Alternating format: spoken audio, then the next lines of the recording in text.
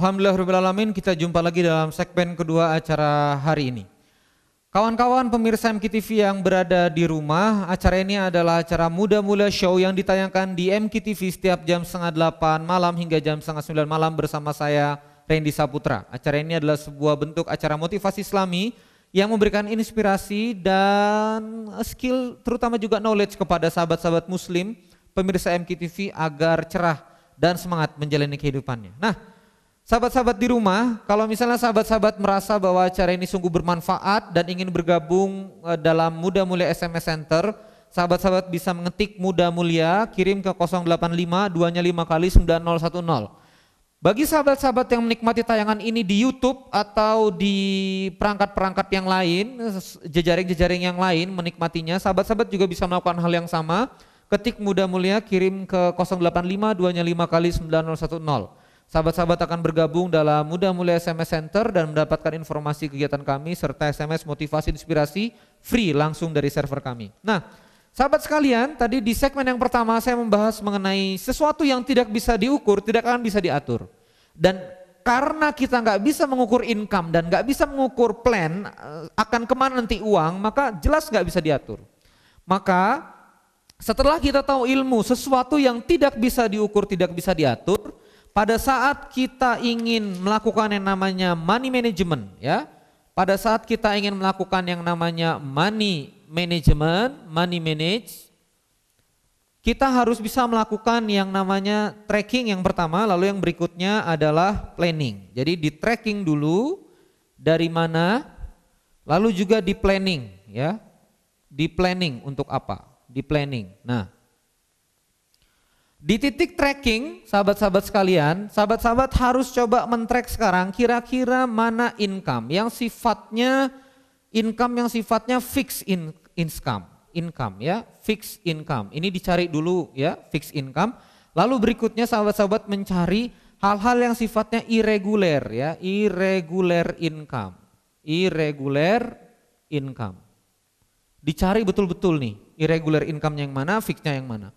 Nah, di titik planning, sahabat-sahabat, caranya adalah jangan sekali-sekali itu langsung nge-planning langsung. Jadi gini, untuk di planning, ya, mohon maaf nih, ya. Jangan sekali-sekali itu pada saat masuk di planning, ya, money planning, sahabat-sahabat ini langsung fokus pada, wah, nanti kita nge-plannya gimana, langsung saja.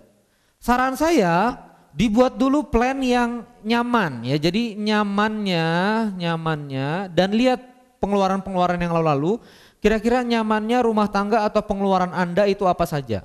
Jadi fokus dulu sama yang sudah terjadi. Jadi saya tidak begitu sepakat dengan namanya mengencangkan ikat pinggang. Jangan, nyamannya rumah tangga kaum muslimin menghabiskan dana untuk pendidikan, lalu misalnya juga untuk kebutuhan sehari-hari yang layak yang cukup berapa. Nah, setelah itu baru di plan nanti. Di plan apanya? Di plan income-nya. Setelah itu di plan income-nya dapat dari mana saja nanti dicari sesuai dengan apa yang sudah terjadi ini. Berikutnya setelah di plan income-nya, sahabat-sahabat langsung setelah di plan income-nya, sahabat-sahabat langsung ngeplan kira-kira pengeluarannya untuk apa saja berdasarkan plan tersebut. Oh, ternyata pendidikan itu sekian. Oh, ternyata kesehatan itu sekian. Oh, ternyata food and beverage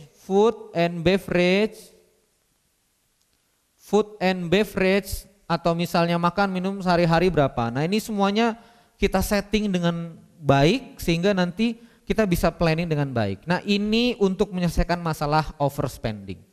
Nah, berikutnya sahabat sekalian, pintu kedua, ya. Jadi kita tadi juga membahas pintu kedua. Terjeratnya orang dalam utang itu dikarenakan orang ini masuk dalam kategori namanya under earning atau penghasilannya kecil, ya. Jadi bermasalah di titik penghasilan. Saya coba menjelaskan sedikit sahabat sekalian. Begini.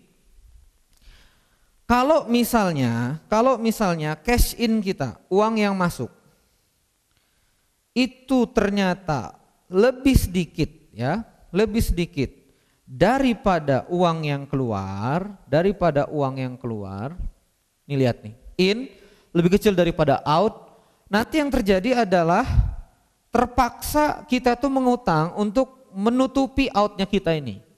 In-nya 1 juta, expense-nya bisa sampai 5 juta, maka nanti 4 juta itu akan nanti uang utang nih. Nah ini yang menyebabkan orang ini tergerus dalam yang namanya utang. Di titik yang lain ada orang yang ini sama dengan out, secara nggak sadar nanti pada saat ternyata pengeluaran itu nanti naik karena memang harga-harga naik, bahan baku naik dan tidak diiringi dengan naiknya ini juga masih terancam untuk masuk ke dalam yang namanya jeratan hutang. Jadi hati-hati, sama saja, sama nih, padahal sama nih.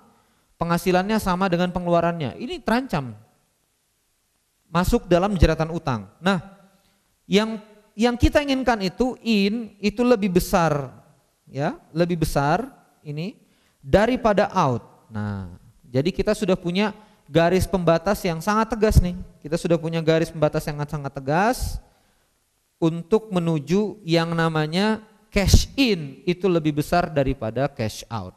Nah, sehingga untuk under earning kita butuh yang namanya sebuah program dan sebuah langkah yang dinamakan income makeover ya. Income makeover.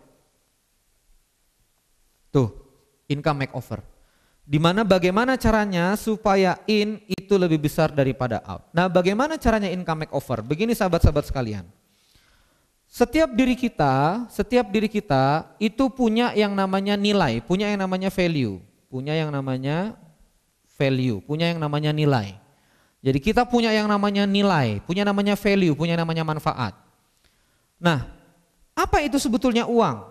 Nah, uang ini hadir ini untuk membayar yang namanya manfaat tadi. Nah, itu yang sebetulnya kita harus ingat bahwa ternyata uang ini hadir karena adanya value itu. Nah, bagaimana caranya supaya kita ketemu value dan bagaimana caranya supaya uang hadir untuk membayar value yang kita punya, kita akan bahas setelah jeda komersial berikut ini. Terima kasih. Wassalamualaikum warahmatullahi wabarakatuh.